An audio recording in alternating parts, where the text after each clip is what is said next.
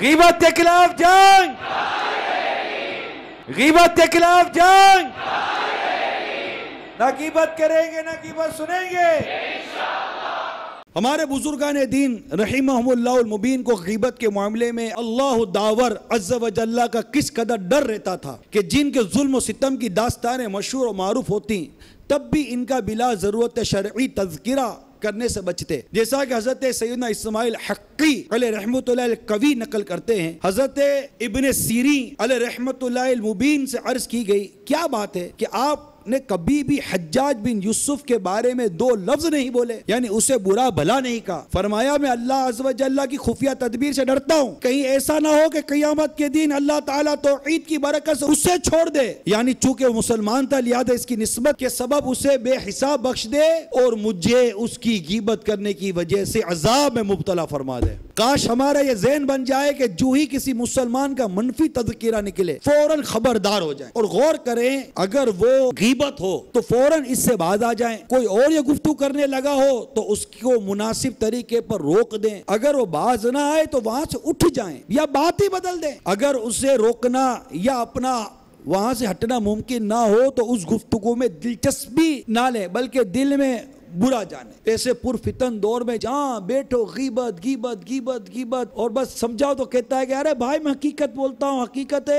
ہے اس میں واقعی یہ باتیں ہیں، میں غلط نہیں بول رہا ہوں۔ وہ میرے میٹھے اسلامی بھائیوں، آپ حقیقت بول رہے ہیں تبھی تو غیبت ہے، اگر حقیقت نہ ہوتی تو بہتان ہوتا، بہتان۔ ارے بھائی میں پیٹھ پیچھے صرف نہیں بول رہا ہوں، ہاں اس کے سامنے بولنے کے لیے تیار ہوں، تو کون سا اس کے سامنے بول کر کوئی بڑا کام کر لو گے؟ وہ بھی برا ہی کام کریں گے کہ اس کی دل آزاری ہوگی، اور کسی مسلمان کی بلا اجازت شرعی دل آزاری حرام اور جہنم میں لے جانے والا کام ہے۔ تو اپنے اسلامی بھائی کو بچانا ہے غیبت سے، خود بھی بچنا ہے غیبت سے کہ اس کا بے حد ثواب ہے۔ چنانچہ ایک حدیث پاک سنیے کہ حضرت اسماء بنت یزید رضی اللہ تعالی عنہما سے روایت ہے، فرماتی ہیں کہ میرے آقا صلی اللہ تعالی علیہ وسلم نے ارشاد فرمایا، جو شخص اپنے مسلمان بھائی کی عزت کی خاطر اس کی غیبت سننے سے اپنے آپ کو بچائے رکھے گا، اللہ تعالیٰ پر حق ہے کہ وہ اسے آتش دوزخ سے آزاد فرما دے۔ اسی طرح حضرت ابو درداء رضی اللہ تعالی عنہ سرکار مدینہ صلی اللہ تعالی علیہ وسلم سے راوی ہیں کہ میرے آقا صلی اللہ تعالی علیہ وآلہ وسلم نے ارشاد فرمایا، جس نے اپنے بھائی کی عزت بچانے کی کوشش کی، یعنی اس کے متعلق غلط باتیں کہنے والے کو، اس کی غیبت کرنے والے کو روک دیا، قیامت کے روز اللہ تعالیٰ اس کے سامنے سے دوزخ کی آگ دور فرما دے گا۔ ایک کاش ہمارا یہ مدنی ذہن بن جائے، جو ہی کسی مسلمان کا منفی تذکیرہ نکلے فوراً خبردار ہو جائیں، اوے بھائی اب بچ جاؤ، غیبت ہونے والی ہے، اور غور کریں اگر وہ غیبت ہو تو فوراً اس سے باز آ جائیں، کوئی اور یہ گفتگو کرنے لگا ہو تو اس کو مناسب طریقے پر روک دیں، اگر وہ باز نہ آئے تو وہاں سے اٹھ جائیں یا بات بدل دیں، اگر اسے روکنا یا اپنا وہاں سے ہٹنا ممکن نہ ہو یا بات بدلنا ممکن نہ ہو تو اس گفتگو میں دلچسپی نہ لیں بلکہ دل میں برا جانیں۔ کاش ہمیں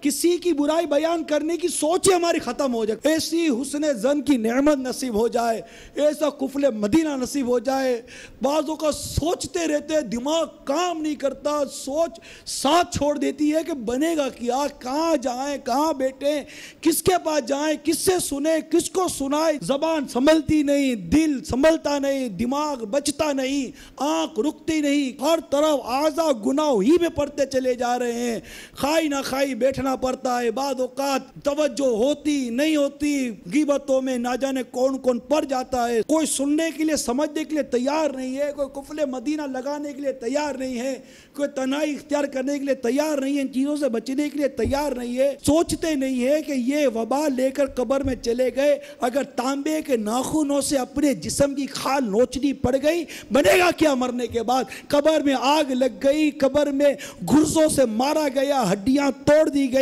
قبر میں عذاب نازل ہو گیا اللہ کی ناراضی کی صورت میں، ہمارا بنے گا کیا؟ آخر کیوں نہیں مانتے ہم لوگ؟ زبان کو کیوں نہیں روکتے ہم لوگ؟ نفس و شیطان نے ایسا جکر لیا ہے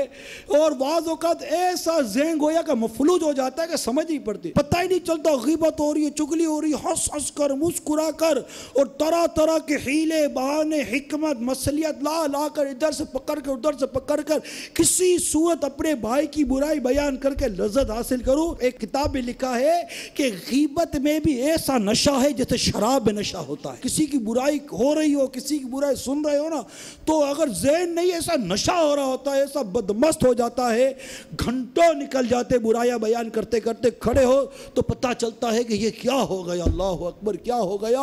اتنا وبال اتنے گناہ کا گٹھڑا اپنے سر پر آ گیا، بنے گا کیا میرا؟ پھر جس کی غیبت دیکھی اس کو پتہ جب چل گیا، اللہ اب تو اور مرے، اب اس سے جا کر معافی مانگو، کیونکہ اس کو جب پتہ چل گیا اب اس کی دل آزاری ہوئی ہے، حق اللہ بھی تلف ہوا، حق العبد بھی تلف ہوا، اور ایسا تلف اب جا کر اس سے معافی مانگنی پڑے۔ ہاں اسے پتہ نہیں چلا تو اس سے جا کر معافی مانگنا لازم ہی نہیں ہے، اور اگر مرے ہوئے کی غیبت کر لی تو اب تو گئے، اور اس سے معافی کیسے مانگیں گے؟ تو یا تو مرے ہوئے کو نہیں چھوڑتے، یار ایسی عادت پڑ گئی غیبت کی، مر گیا قبر میں چلا گیا مردہ ہو گیا بیچارہ، اب تو مسلمان معاف کر دو اس کو یار، اور اگر کسی نے ہمارے تو زیادتی کی تو معاف کر دو یار، درگزر کرو یار۔ اللہ تعالیٰ کو معافی پسند ہے، وہ معاف کرنے کو پسند فرماتا ہے۔ ہم کسی پر رحم کریں گے، کسی کو معاف کریں گے، اللہ کی رحمت سے امید ہے وہ بھی ہم پر رحم فرمائے گا، ہمیں بھی معاف فرما دے گا۔ ہم کب تک یہ غیبت و چگلیوں کے اندر رہ کر اپنی اور لوگوں کی دنیا اور آخرت سے کھیلتے رہیں گے؟ کیا بنے گا اپنی کچھ سمجھ میں نہیں آ رہا۔ اللہ کے نبی سے فریاد ہے، نفس کی بدی سے دل بھر کھیلوں میں خاک اڑائی، لاج آئی نہ ذروں کی ہنسی سے، شب بھر سونے ہی سے غرض تھی، تاروں نے ہزار دانت پیسے،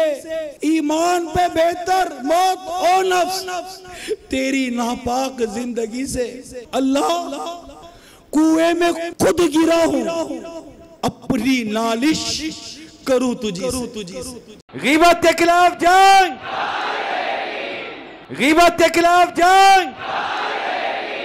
نہ غیبت کریں گے نہ غیبت سنیں گے۔